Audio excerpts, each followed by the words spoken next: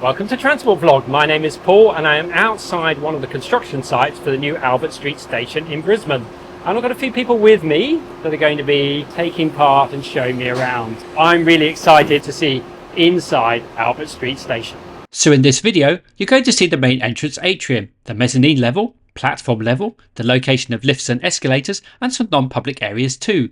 But before I get into this, here is a quick overview of the Cross River Rail project and why it's essential to both Brisbane and South East Queensland. Cross River Rail is a new 10.2 kilometre line that will more than double the rail capacity within the central Brisbane area. It will connect with existing lines to the north and south and then run in tunnels under central Brisbane, including below the Brisbane River. By unlocking bottlenecks at the core of the network, such as the Merivale Bridge, trains will be able to run more frequently, so whether your train goes into a new tunnel or an old tunnel, you'll still benefit from this major project.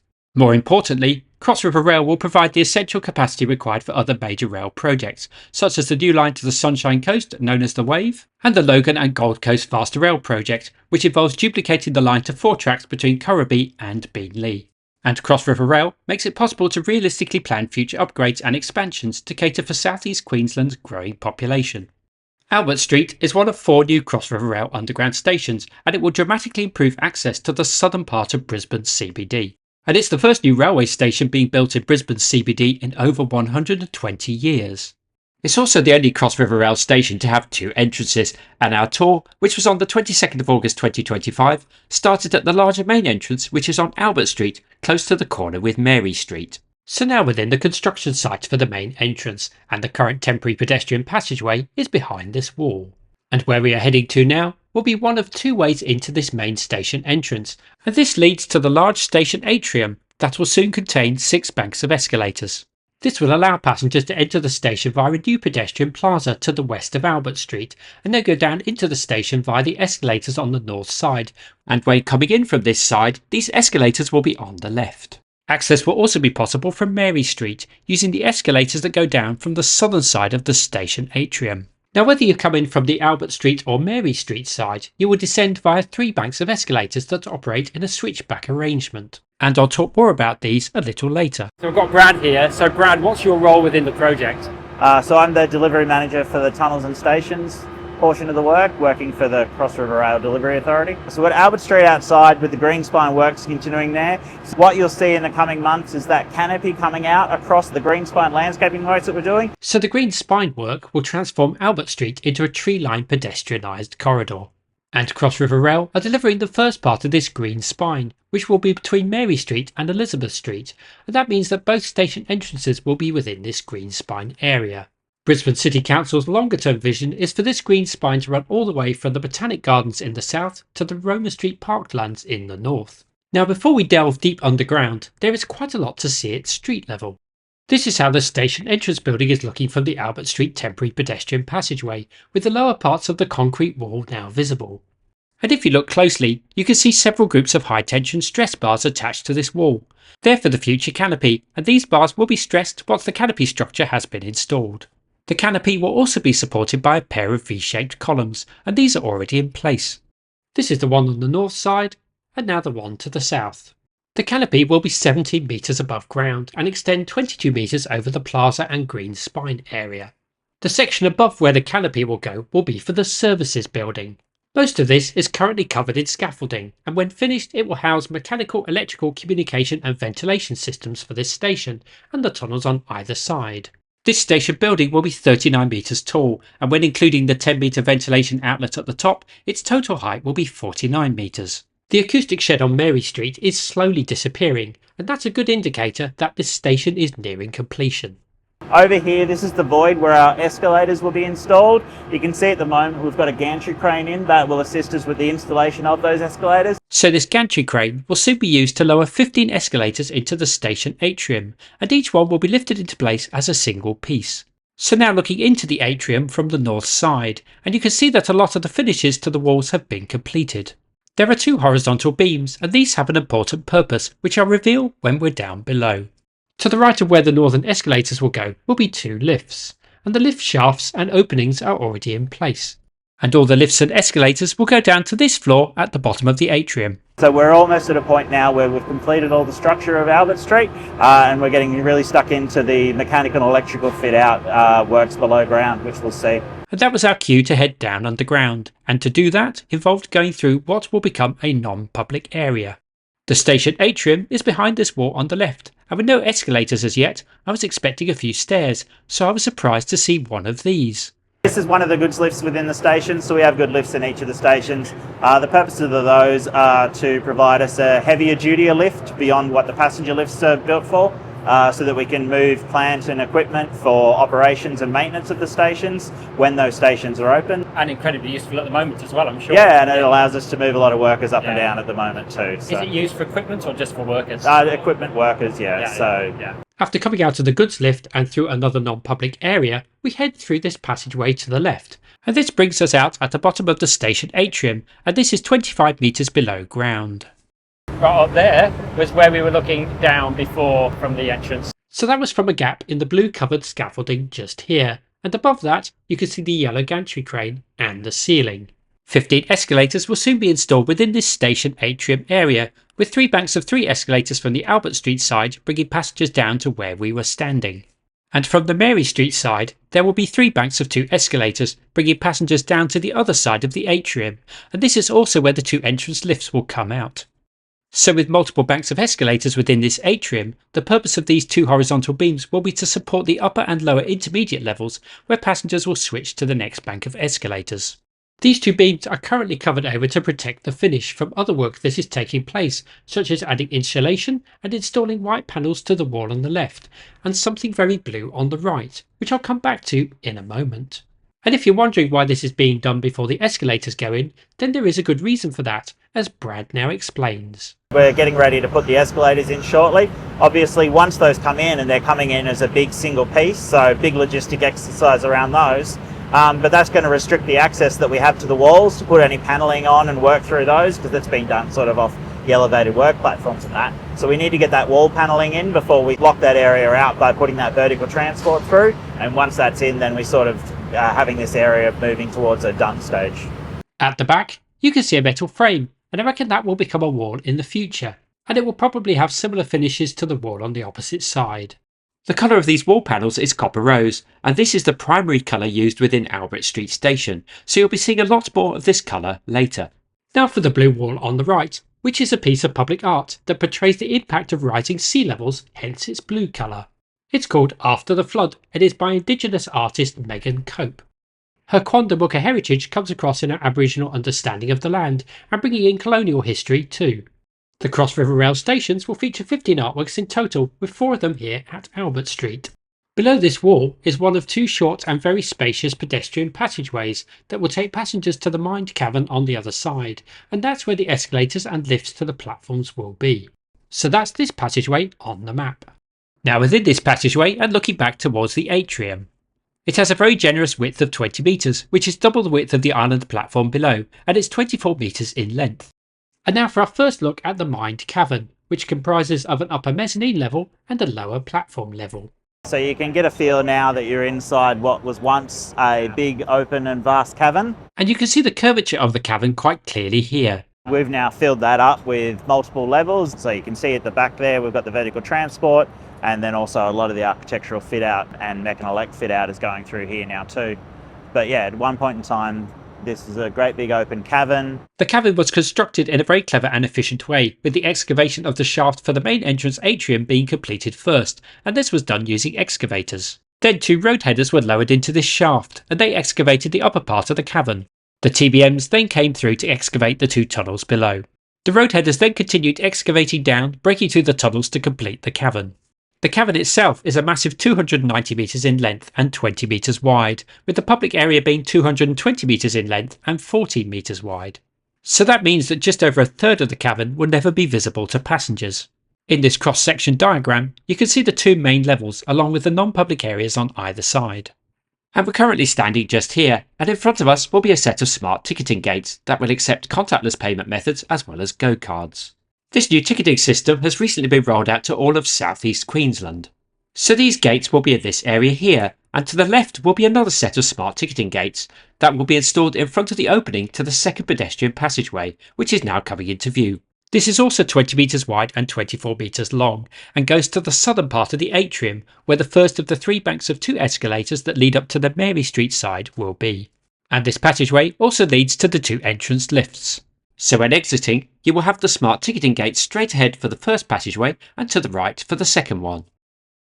So what we're standing on at the moment is the mezzanine level. So this was constructed with mezzanine segments. They came as 3 segments. We stressed them together into one mezzanine beam, and then we brought those beams into the cavern. They came up sort of longitudinal along. We had to turn them 90 degrees and then install them on corbels that have been constructed on the permanent lining of the caverns. So you can see the joints in the floor indicating each of those beams that were installed. And from memory, it was 183 beams that were installed. So multiply that by 3 and that's your number of segments that we brought in. And each of those segments is 90 metres long and weighing up to 70 tonnes. Where you've got the openings to allow the escalators or the vertical transport, then they were a different sort of setup there as well. So that's how we constructed this level here, and that's what sort of split our cavern as a big structure into 2 level structures of mezzanine area and platform level. And connecting these 2 levels together are 4 banks of 2 escalators, so that's 8 in total, and there are also 2 lifts.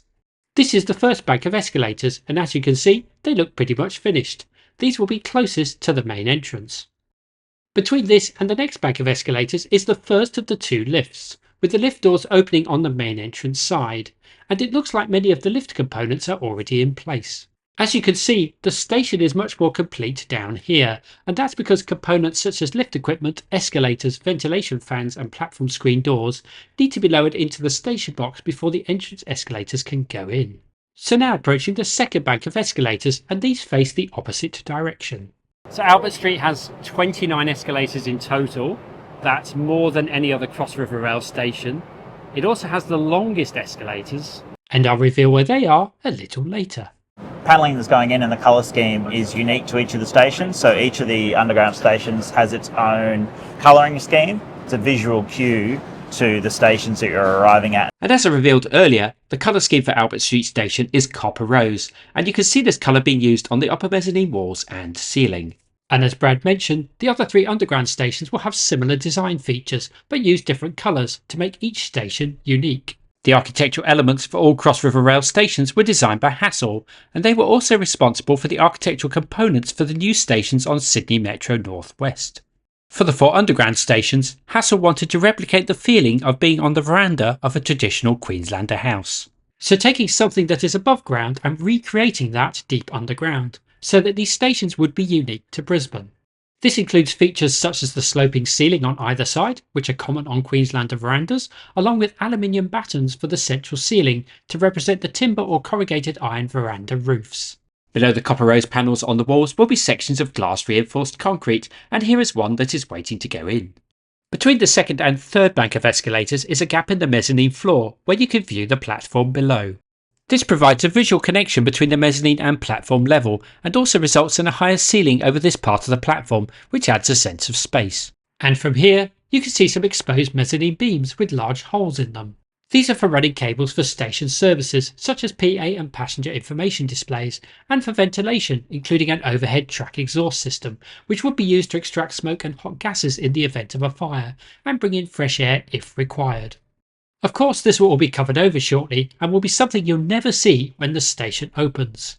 Now continuing along the mezzanine level, and over on the right is the third bank of escalators, and on the left you can see glimpses of the cables that run behind the walls and the permanent cavern lining behind that.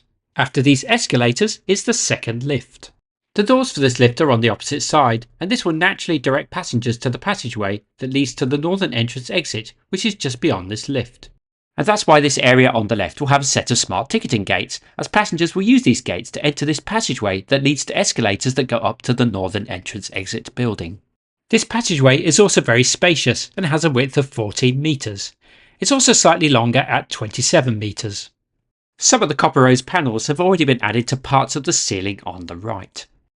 Now for a close-up view of the 3 escalators that lead up towards the northern entrance exit, and to the right of these is the lift. The escalator walls have been cladded with the same white panels that we used within the main station box. Unlike the main entrance, this escalator shaft was excavated separately, which is why you have the walls on either side and the ceiling above. Now, we weren't able to view the northern entrance on this tour, so the next few clips are either from the outside or from within, courtesy of Cross River Rail. So those escalators that you just saw go up to an intermediate level, where a second bank of escalators bring passengers up to the northern entrance exit. And these escalators will be 37 metres long, and that will make them the longest in Queensland and the third longest in Australia. Sydney Metro currently holds the top 2 spots for the Central Station Metro escalators and a bank of escalators at Martin Place, which are both 45 metres long. Currently in third place is the Perth Airport Station escalators, which are 35 metres long, so they will be relegated to 4th place when Albert Street Station opens. Unlike the escalators inside, the northern entrance is modest and compact, with a smaller canopy over the entrance area. And you can see the edge of this canopy above the fence, with the rest of the station building hidden by the scaffolding. Here is a closer view of the canopy as it looked in March 2025. When coming into this entrance, the escalators will be straight ahead, and these escalators are now in place and covered over. This is looking back towards the entrance exit. Notice the familiar white panels again, along with the darker copper rose coloured panels along the upper parts of the walls.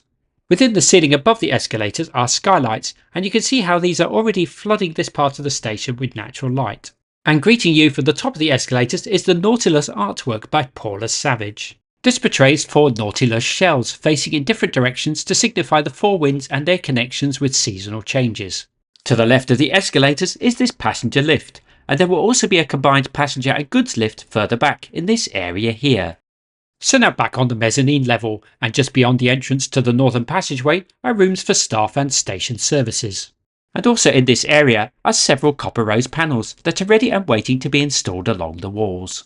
So now continuing past the rooms, which are now on the left, and hiding behind the blue covers is the final bank of escalators. You can also see more of those holes within the mezzanine beams for pipes and cables. These escalators are at the northern end of the mezzanine level, and this blockwork wall separates the public area with the non-public areas that are behind it. And that's where we're now going. This is the rest of the back of house area, and then you can see this was the permanent lining of the cavern. And this is a mix of in situ concrete, precast concrete segments, and in other places shotcrete is used to create this rough finish. It's interesting to see the raw finishes exposed in these non-public areas, and it gives you an idea of what lies behind the panels and segments that clad the walls in the public areas. Also within these non-public areas are lots and lots of cables, and these are either on the ceiling or along the walls. I'm sure the different colour cables mean something, and if you know, do share this in the comments below. Most underground stations have additional levels that the public will never see, and this is no exception. The mezzanine level is known internally as B4, and between this and the platform is B5, and that's where we're heading now. And on this level, you're going to see some of the inner workings of the station and tunnel ventilation system. So you're at the back of the cavern now. You can see down here, this is the head wall, the end wall of the caverns. And then down there, you can see that's where the tunnels take off again. So you can see the circular shape and then those precast segment units that were used to construct the permanent lining for the tunnels. What we have here in front of us is one of the staccato nozzles. So they're part of the tunnel ventilation system, and what the staccato does is it puts additional velocity into the air, which allows us to get the airflow through the tunnels, which means that we don't have to have any sort of additional ventilation boosts or midpoint shafts or anything along the way. We can get the capacity out of the stations and the fans here by using this to give that air the increased velocity and get the flow that we need through the tunnels. That then pulls up in through here, and you can see there the large damper units which we use to control the airflow between the tunnels and also then into the station. There will be 7 tunnel ventilation fans, and these will be split between the exhaust room on B7 and the supply room on B9. And this is all below the floor of the main entrance atrium, which, as I revealed earlier, is 25 metres below ground. But the shaft that now contains the atrium is actually twice as deep at 50 metres, and that's the deepest excavation that has ever taken place in Brisbane. So below the ventilation fans on B7 and B9 is B10, which is 46 metres below ground. And below that is the lift pit and sump, which is the lowest point of the station's drainage system. The blue dotted lines represent air intake, whilst the red dotted lines signify air extraction, and this air travels below the platform in ducts, and this is level B8. The staccato nozzle that you saw earlier is on the north side of the station at level B5, and there is also a second staccato nozzle on the south side. So just above, so that's that canopy that we were talking about that was coming out across Albert Street going in. That's your supply intake. And you can see that here. And then your exhaust intake obviously comes out the top to get your dispersals. Now back up on B4, and at the very back of the cavern is a set of emergency evacuation stairs that go between the platform and this mezzanine level. All underground stations must have at least 2 emergency evacuation routes, and these are normally at each end of the station. Close to these stairs is another goods lift, and this space in front of it is a fire-rated holding area for mobility impaired passengers who would wait here for the assistance of Queensland Fire Department staff. So now on platform level, and this is at the southern end of the station, so the main entrance is above this area. The platform width is 10 metres, and that's the same as Sydney Metro stations such as Waterloo, Barangaroo and Crow's Nest, so plenty of space for passengers to move around and wait for their train. You can also see that this platform level is very long. At 220 metres in length, it's designed to accommodate 9-car trains in the future. When it opens, trains will run at 6-car sets as they do now. This is great forward planning and will future-proof this station for many years to come. The platform is 31 metres below ground, and that makes it the deepest of all Cross River Rail stations. The depth of the cavern is 34 metres, and this provides space below the platform for the track bed, and then space below that for services corridors containing the ventilation ducts that I mentioned earlier, along with cables. Now if you're wondering why the station cavern is so deep, well, it's because the tunnels had to be 41 metres below ground to go through the rock beneath the Brisbane River, and then ascend into Albert Street Station at the maximum allowable gradient. A first for Queensland is platform screen doors, and most of these are currently covered over to protect them from other work that is taking place. Before, when I was talking about the mezzanine units that form the level above us, by doing that, what that meant is that we don't have to have any column structures within our platform area. So you can see when you look up and down the platform, there's no internal columns or anything. We've just got big open space platforms, which is a really nice feel and fits with the architectural theme that we're going for. And not having any supporting columns will also make it easier for passengers to see signage and locate the nearest escalator or lift. This is the first bank of escalators, and notice the bronze panels with triangles within them that are on the wall above the platform screen doors on the right. Those red things you can see behind, they're your pool noodles. That's exactly what they are. There's actually some glass there, so it's basically letting construction workers know there's glass up there. So pool noodles being put to good use on Cross River Rail. You can see the ceilings going through here, so aluminium panels up. When we saw it above, those rake ceilings fitting with that old Queenslander style veranda and everything as well, and that's a theme that's carried through the 4 stations. And then touching on the difference in colours and the different in artwork between the stations, that gives each station its own unique feel.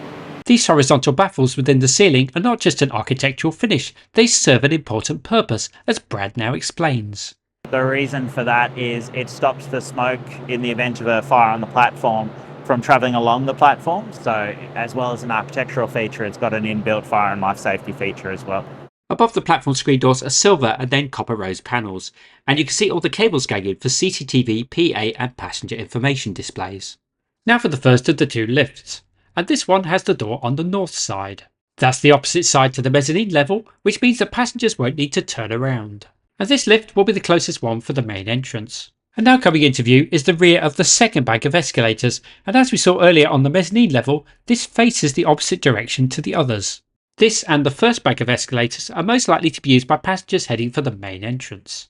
Got a platform screen door here. Yeah, so standing in front of the platform screen doors, the trains will pull up along here, the doors will align with the platform screen doors and they'll open and people can get on and off. Will it be the ETS signalling system that will line the train up with the doors, or will the drivers need to do it themselves? No, so ETCS will help control that. You can actually see down on the track, that's one of the ETCS signalling units. Above the platform screen doors will be information displays to help passengers board the correct train.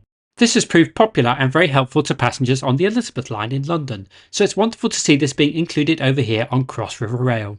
On the inside of the platform screen doors are 3 sets of rubber gap fillers, with the lower yellow ones designed to minimise the gap between the train and the platform. There is also a yellow push bar that passengers can use to open the platform screen doors in an emergency. The platform screen door glass runs end to end, but we've just got infill sections now that aren't door sections, but they're there for when we want to put the doors in, then they can be retrofitted into the system. You mentioned that the platform screen doors are going to have artwork. Tell me more about that. Yeah, so along each of the platform screen doors we'll have a vinyl sticker, and each of the stations will have its own artwork appearance. So that'll also give a visual indicator of which station the passengers are arriving at. Peering in through the platform screen doors revealed something that has become more common in underground tunnels. That's our rigid overhead conductor bar. So yeah, we've used that all through the tunnels. The reason for that is it's more space efficient inside a tunnel, which is important when it comes to being as efficient as possible in sizing those tunnels at the beginning of the project. When we come out into the surface, we move to conventional overhead catenaries. Between the second and third bank of escalators is the more open area that we viewed earlier from the glass screens on the mezzanine level. By not having a mezzanine floor in this area, passengers can see all the way up to the mezzanine ceiling, and this creates a greater sense of space. And you get a different view of the exposed mezzanine beams with holes for future pipes and cables. And in this area, the PA speakers have been installed. This is some of the terrazzo tiling works that's going on for the platforms at the moment. Where it's been completed, then they're going to cover it up for protection as well whilst they do the other works. The platform itself is made up of 368 precast culverts, with each weighing 6.5 tonnes. Now for a close-up view of the third bank of escalators, and these will be the closest to the northern entrance passageway. And here is the second lift, which has the door on this side, and that's also the opposite side to the mezzanine level, so passengers will not need to turn around. This is followed by the fourth and final bank of escalators, and these are the ones that come out at the northern end of the mezzanine level. And now for the northern end of the platform, with doors open for rooms behind the escalators and a glimpse of the emergency stairs at the very back. This was my entourage of people. Thank you so much for your help. Really appreciate being able to come down and see behind the scenes at Albert Street Station. Thank you so much. No worries. Coming up soon will be an update video for the other Cross River Rail stations, and this will be followed by the long-awaited Cross River Rail Explained Part 3. So please subscribe and click the notification bell so you don't miss out on these. And if you'd like me to make more Brisbane and Queensland videos, then please support me on Patreon, as this really helps cover the cost of flights and staying in a rather cosy hotel in a not so salubrious area of Brisbane. Go to patreon.com/transportvlog and click Become a Member to see the available options. Okay, so that wraps up this tour inside Albert Street Station. If you have any questions, please leave those below. Do give this video a like, give it a thumbs up, leave a comment below, subscribe if you haven't done so already, and I look forward to seeing you in the next video soon. Bye for now.